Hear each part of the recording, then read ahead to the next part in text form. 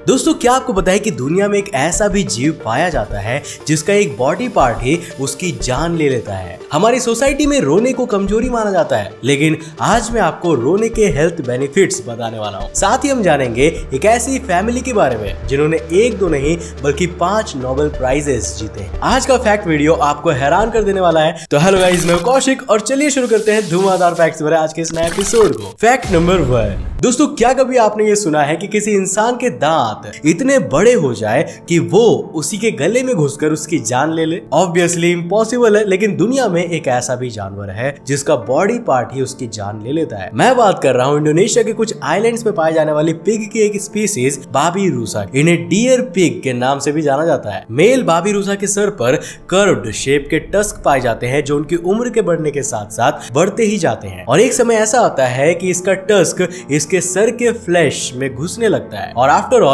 वो उसके सर में घुसकर ही उसकी जान ले लेता है। बाबिरूसा एक वल्नरेबल स्पीसीज है और इसको इंडोनेशिया में प्रोटेक्टेड स्पीसीज का दर्जा मिला हुआ है। Fact number 2। दोस्तों हाल ही में फेसबुक ने अपनी कंपनी का नाम बदलकर मेटा रख लिया है। हाँ भाई, मुझे पता है कि आपको ये ज्ञान पहले ही मिल चुका है, लेकिन क्या आप जानते हैं कि ये नाम फेसबुक ने किसी से खरीदा है? फेसबुक ने ये नाम अमेरिका के साउथ डकोटा में स्थित मेटा फाइनेंशियल ग्रुप नाम के एक बैंक से खरीदा है और इसके लिए उन्होंने $60 मिलियन की कीमत चुकाई है। इंडियन रुपीज में ये 453 करोड़ रुपए होते हैं। वैसे आप क्या सोचते हैं, क्या फेसबुक को सिर्फ एक नाम के लिए इतना पैसा खर्च करना चाहिए था, या फिर वो कोई दूसरा नाम भी रख सकते थे? हमें नीचे कमेंट करके जरूर बताइएगा। Fact number 3। दोस्तों अब जरा इस फोटो को देखिए, इस पर लिखा हुआ है 1666 लेग, लेकिन आखिर इसका मतलब क्या है? साल 1665 और 1666 में यह आखिरी बार था जब लंदन में बिबोनिक प्लेग आया था। इस महामारी के दौरान करीब 1 लाख लोगों ने अपनी जान गंवा दी, जो उस समय लंदन की टोटल पॉपुलेशन का 25% था। जस्ट इमेजिन, हर 4 में से 1 इंसान मारा गया था। इस दौरान लंदन में जगह जगह पर ऐसे प्लेग स्टोन्स रख दिए गए थे। इन प्लेग स्टोन्स में विनेगर भर दिया जाता था। अब जिस तरह हम आज सैनिटाइजर का यूज करते हैं, उस समय वो लोग विनेगर का यूज किया करते हैं। किसी भी शॉप में घुसने के पहले या पैसों को छूने के पहले विनेगर से हाथ धोना जरूरी होता था। Fact number 4। दोस्तों क्या आपने कभी एक क्रोकोडाइल को जीभ बाहर निकाले हुए देखा है? आई गेस आपने ये कभी नहीं देखा होगा, लेकिन क्या आप इसके पीछे का रीजन जानते हैं? क्रोकोडाइल्स के मुंह के अंदर एक मेम्ब्रेन होता है जो उसकी जीभ को उसके मुंह की अपर साइड पर होल्ड करके रखता है। इसके कारण वो अपने मुंह से बाहर तो क्या, अंदर भी जीभ को फ्रीली मूव नहीं कर पाता। इसके अपोजिट एलिगेटर अपनी जीभ को मुंह के किसी भी पार्ट में फ्रीली मूव कर सकते हैं। इस टेक्निक से आप एलिगेटर और क्रोकोडाइल के बीच के फर्क को समझ सको। हालांकि आई वुड नॉट रिकमेंड कि आप उनके बीच फर्क करने के लिए उनके मुंह के अंदर झांकने की कोशिश करो। मालूम है ना उसके बाद क्या होगा? Fact number 5। दोस्तों आपने अक्सर नोटिस किया होगा कि जब सोशल मीडिया पोस्ट में आप ग्रामर की कोई मिस्टेक लिख देते हो तो कई सारे अनएम्प्लॉयड इंग्लिश प्रोफेसर आपकी गलती सही करने और आपको इंग्लिश लैंग्वेज के वैल्यूएबल लेसन्स देने के लिए आ जाते हैं। लेकिन क्या आपको पता है कि दूसरों की ग्रामर मिस्टेक्स को सुधारना या ग्रामर की कोई गलती को देखने के बाद उस पर कमेंट्स पास ना कर पाना एक तरह की डिजीज होती है, और साइंटिफिक लैंग्वेज में इसे हम ग्रामर पेडेंट्री सिंड्रोम कहते हैं। वैसे अगर आपके साथ भी कभी ऐसा अनोइंग इंसिडेंट हुआ हो तो उसके बारे में हमें नीचे कमेंट करके जरूर बताना। Fact number 6। दोस्तों अब बात करते हैं क्रोज यानी कि कौओं की। दोस्तों हम में से कुछ लोगों को पैरोट पसंद होता है, कुछ लोग स्वैन को पसंद करते हैं, खाने के शौकीन लोग हैन यानी कि चिकन को पसंद करते हैं, और प्यार में पड़े लोग कबूतर को। लेकिन क्रो एक ऐसा पक्षी होता है जो शायद किसी को भी पसंद नहीं होता। पर क्या आपको पता है कि कौओं का दिमाग और मेमोरी बहुत ज्यादा तेज होती है और वो अपने आसपास के एरियाज में रहने वाले लोगों के फेसेस को याद रख सकते हैं, और अगर उन्हें उनमें से कोई इंसान पसंद नहीं आता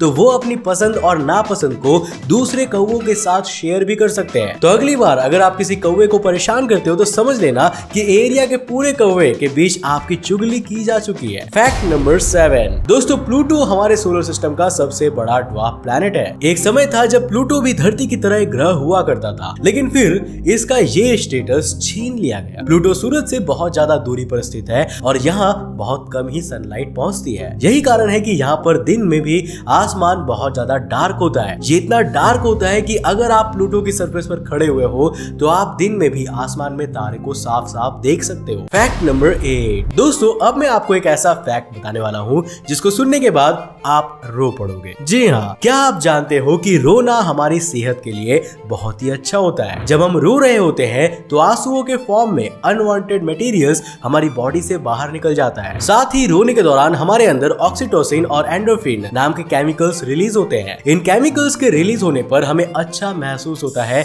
और हमारा इमोशनल और फिजिकल पेन भी कम हो जाता है। Fact number 9। दोस्तों अब जरा इस इमेज को देखिए। दिखने में ये आपको कोई आम सी चीज लग रही होगी, लेकिन ये मैरी क्यूरी की फैमिली फोटो है और सिर्फ इसी फोटो में 4 नोबेल प्राइजेस छिपे हुए हैं। और मैरी क्यूरी की फैमिली ने टोटल 5 नोबेल प्राइज रिसीव किए हैं। मैरी क्यूरी ने 2 नोबेल प्राइज जीते थे, जिसमें से एक फिजिक्स में था और एक केमिस्ट्री में। उसके हस्बैंड पियरे क्यूरी को भी एक नोबेल प्राइज मिला था, जो उन्हें मैरी क्यूरी के साथ कलेक्टिवली ही दिया गया था। मैरी क्यूरी की बड़ी बेटी एरिन क्यूरी को साल 1935 में केमिस्ट्री का नोबेल प्राइज मिला था और उनकी छोटी बेटी ईव ने साल 1965 में अपने हस्बैंड हेनरी रिचर्डसन के साथ यूनिसेफ के बिहाफ में नोबेल पीस प्राइज रिसीव किया था। इस तरह इस फैमिली ने टोटल 5 नोबेल प्राइजेस रिसीव किए हैं, या कहे तो 4 नोबेल प्राइजेस 5 लोगों के बीच शेयर हुए हैं। Fact number 10। दोस्तों आजकल हम इंसानों को स्मार्टफोन और इंटरनेट की बहुत बुरी आदत लग चुकी है। आपने देखा होगा कि छोटे छोटे बच्चे भी दिन भर स्मार्टफोन में चिपके रहते हैं। ये उनकी मेंटल हेल्थ और सोशल लाइफ को बुरी तरह से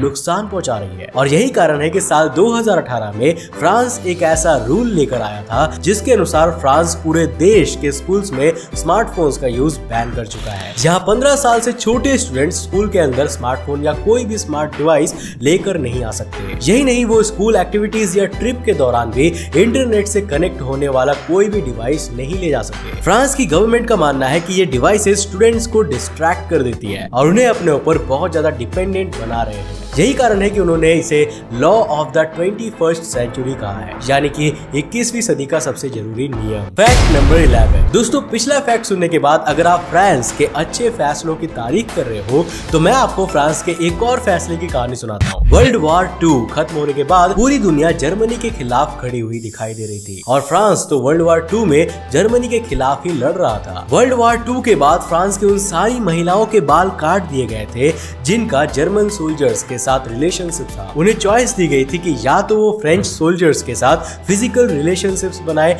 या फिर उन्हें या उनके किसी करीबी रिलेटिव को मार दिया जाएगा। हालांकि इस दौरान उन फ्रेंच सोल्जर्स को कुछ नहीं कहा गया था जिनके एक जर्मन महिलाओं के साथ रिलेशनशिप थे। आपको क्या लगता है, क्या ये डिसीजन सही था या फिर गलत? मुझे नीचे कमेंट करके जरूर बताना। Fact number 12। दोस्तों ट्रैफिक जैम्स आज हमारे लिए काफी बड़ी प्रॉब्लम बन चुकी है, लेकिन क्या आप जानते हैं कि दुनिया का सबसे बड़ा ट्रैफिक जैम कब और कहां लगा था? नहीं जानते तो चलो यार मैं बता देता हूँ। 14 अगस्त 2010 को चाइना के हेबेई और इनर मंगोलिया के बीच चाइना नेशनल हाईवे 110 पर 100 किलोमीटर लंबा ट्रैफिक जैम लगा था जो 12 दिनों तक चला था। लोगों को भूखा प्यासा जैम में फंसा देख कई दुकानदार यहाँ आकर 10 गुना तक ज्यादा प्राइसेस में सामान बेचने लगे थे। Fact number 13। दोस्तों कुछ सालों पहले भारत में अलग अलग जगह से ये रिपोर्ट आ रही थी कि कोई औरत रात के समय लड़कियों की चोटी काट रही है। इसकी दहशत बहुत ज्यादा फैल गई थी और लोग इसके पीछे के अलग अलग कारण दे रहे थे। हालांकि इसका कोई भी खुलासा नहीं हो पाया था। कुछ ऐसा ही साल 1942 में अमेरिका के मिसिसिपी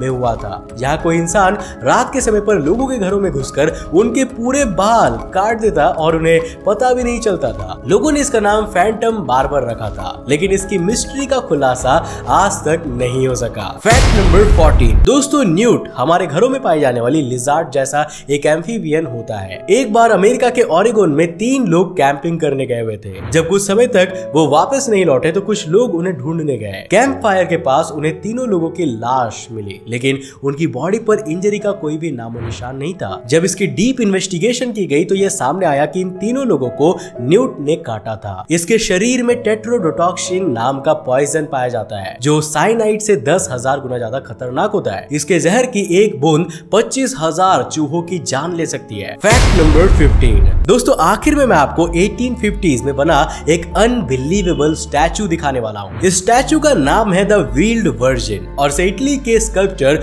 जियोवानी स्ट्रांजा ने बनाया था। इस स्टैचू में आप वर्जिन मैरी के चेहरे पर व्हील यानी कि घूंघट को साफ साफ देख सकते हो और ऐसा लग रहा है कि मानो ये घूंघट ट्रांसल्यूसेंट है, लेकिन असल में ये मार्बल का ही बना हुआ है ना? गजब की कलाकारी। अगर हाँ तो इस वीडियो को लाइक करना और अपने फ्रेंड्स और फैमिली के साथ शेयर करना मत भूलना। दोस्तों मुझे उम्मीद है कि आज के इस वीडियो से आपने काफी कुछ नया सीखा।